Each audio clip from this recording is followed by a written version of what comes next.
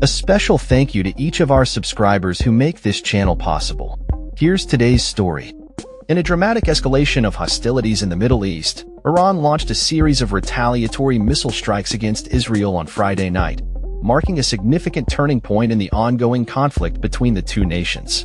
This unprecedented attack came in response to Israeli airstrikes that targeted key Iranian military leaders and nuclear scientists, resulting in multiple casualties and heightened tensions across the region. According to reports, Iran's supreme leader, Ali Khamenei, vowed that the nation's response would not be half-measured following the Israeli strikes that he claimed had initiated a war. The Iranian government asserted that its military forces, specifically the Islamic Revolutionary Guard Corps, IRGC, executed a precise attack aimed at dozens of military sites and air bases within Israel. The IRGC stated that the strikes were conducted under the direct command of Khamenei, emphasizing the seriousness of the retaliation. As night fell over the region, explosions echoed through the air in both Tel Aviv and Jerusalem as sirens blared, signaling incoming threats. Eyewitness accounts described a chaotic scene as residents sought shelter from the barrage. Al Jazeera's correspondent, Noor Odeh, reported that at least one missile struck a central apartment complex in Tel Aviv, igniting fires and causing significant damage. Footage from the scene revealed smoke billowing from buildings and emergency responders working to evacuate trapped individuals. The Israeli military, however, downplayed the scale of the Iranian missile strikes, claiming that fewer than 100 missiles were launched. They reported that most of the projectiles were intercepted or fell short of their intended targets. In a show of military cooperation, U.S. forces also assisted Israel in intercepting Iranian missiles, highlighting the international implications of the escalating conflict.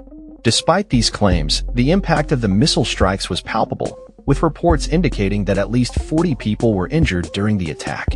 Emergency services were on high alert, with 2 individuals reportedly trapped in a building in the greater Tel Aviv area. The psychological toll on the Israeli public was evident, as residents grappled with the reality of missile strikes on their cities.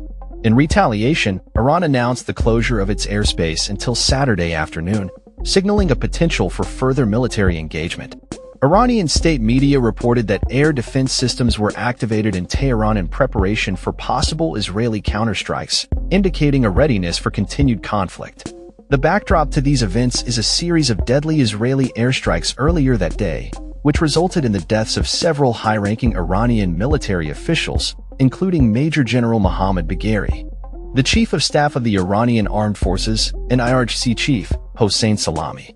In the wake of these losses, Major General Mohammad Pakpour was swiftly promoted to replace Salami, underscoring Iran's commitment to maintaining its military leadership amid the crisis. In a stark warning, Pakpour addressed the nation, proclaiming that the gates of hell will open to the child-killing regime, referring to Israel. This rhetoric reflects the deep-seated animosity and mutual distrust that characterizes the relationship between the two nations.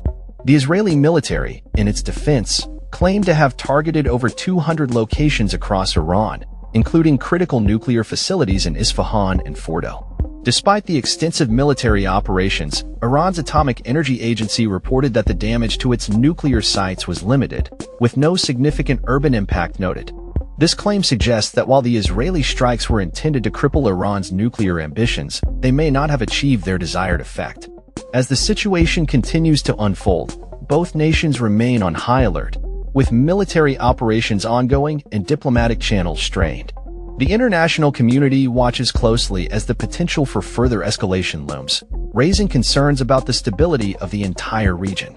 With both sides steadfast in their positions, the prospect of a prolonged conflict appears increasingly likely, leaving the people of both Iran and Israel to bear the brunt of the escalating violence and uncertainty that lies ahead.